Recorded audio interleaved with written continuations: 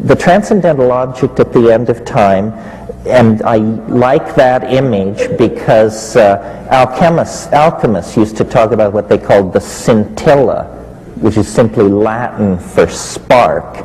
So the transcendental object at the end of time sends off scintillas, sparks which are like reflections of its essence, but necessarily distorted.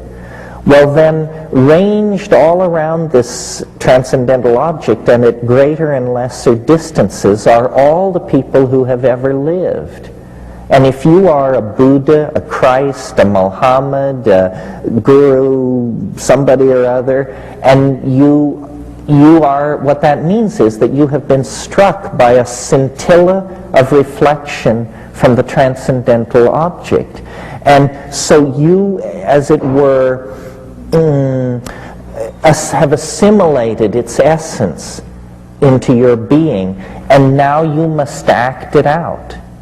And I would bet you that if you could step into the mind of a Christ on the road to Calvary or a Buddha preaching at Sarnath, what you would discover going on in the personal part of the mind is the question, why me? Why me? And the answer is, you just are dumb lucky, that's all. You know, you just happen to be standing in the right place at the right time, and there is nothing special about you. You just have a hit of the stuff. And then the other part of the question, the problem with all these religions, and it affects flying saucer cults, and it affects occult schools of magic, and everywhere, is people claim to know too much. They are not willing to live in the light of ignorance and in the absence of closure. So, you know, my God, you go to these UFO conferences, and, you know, you've got the people talking to the Pleiadians in booth 1. Next to them, people are talking to Commander Zamo of the Antares system. And then number 3, something else. No cognitive dissonance between these groups. They all have coffee together and are dating heavily, and it doesn't ever seem to enter anybody's mind that this is a little odd. In occult stuff, you know, you say, what's that? And they say, well, that's the 11th amethystine ray that was brought by the great white fathers of the 11th Lodge who came from the galactic center at the fall of Atlantis and established the... You say, how the hell do you know all this stuff? You know, I mean, nobody knows anything. And Christianity, the anticipation of the end of the world and the exegesis of revelations that has been worked out based on the visions of John of Athos, you know, it's a good try, but it's not a paint by number script for the unfolding of the world by any means. When the transcendental object at the end of time finally reveals its quintessence among us, all prophecies will be fulfilled.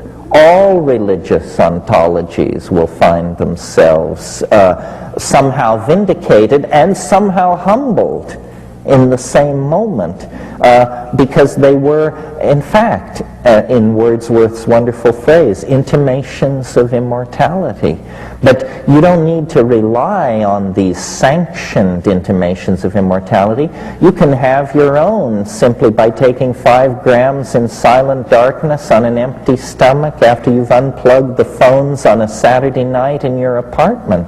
The real research into the nature of the eschaton is done one-on-one above 5 grams.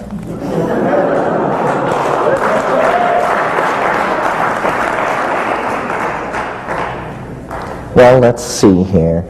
I once heard you talk about an experiment your brother undertook where he was raving for 3 weeks, but you never explained what the experiment involved. What was it? Well, what a wonderful opportunity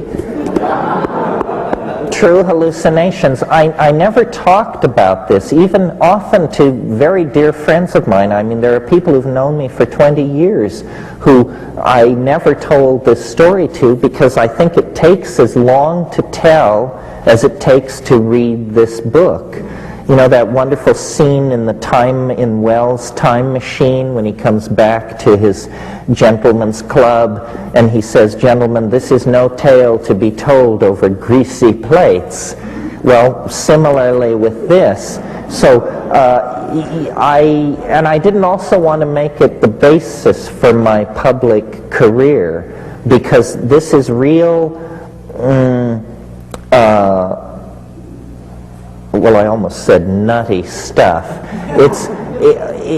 I generally disbelieve in violations of physical law and miracles, but I did actually, in the course, I'm 46, I have seen 3 or 4 in my lifetime. And each time it's absolutely astonishing.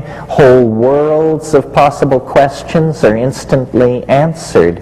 And I wrote this book to inspire people to follow our method, which is our method is the rational but stoned mind in confrontation with the obscure. Seek ye the obscure. You know, if a book is not at least 100 years old, don't read it. If a country has more than one international airport, don't visit it. If a village has more than one outboard motor, don't stay. And just keep pushing and pushing and pushing, because out there at the edges are the edges. And that they're edges because nobody goes there, because the unsanctioned is hidden there. You know, that's where the shamans are, and the mad people, and the sexual experimentalists, and the aesthetic experimentalists. That really is the method, not belief. Belief is a toxic and dangerous attitude toward reality, I think. After all, if it's there, it doesn't require your belief. And if it's not there, why should you believe in it? It doesn't make a whole lot of sense.